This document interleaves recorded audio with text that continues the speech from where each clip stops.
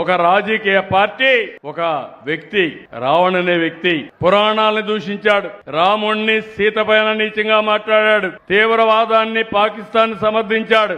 అలాంటి వాళ్ళకు అండగా ఆర్థిక సహాయం ఈ గొడ్డలి పార్టీ చేసే పరిస్థితి వచ్చింది. నేను ఒకటి అడుగుతున్నా, సరే రావణ్ వాళ్ళు చెప్పినట్టు మా మనిషి అయితే పిఠాపురంలో బెయిల్ ఎందుకు వచ్చింది అతనికి?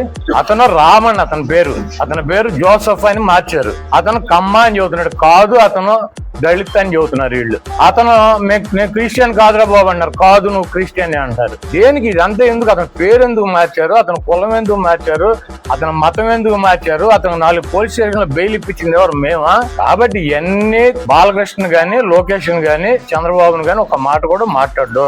అతని వీడియోలు పరిశీలించండి. జగన్మోహన్ రెడ్డి గారిని విమర్శిస్తాడు, పవన్ కళ్యాణ్ అయితే ఇక అద్దు బొద్దు లేకుండా విమర్శిస్తాడు. హిందూ మతంలో ఉన్నటువంటి అతని పేరేంటి మనోహర్ దాస్, ఇతను ఎప్పటి నుంచి తిట్టుకుంటున్నారు? 2 సంవత్సరాల నుంచి తిట్టుకుంటున్నారు. అప్పటి నుంచి ఏం చేస్తుంది ఈ ప్రభుత్వం? గుడ్డుగురాలు పొడుతుందా?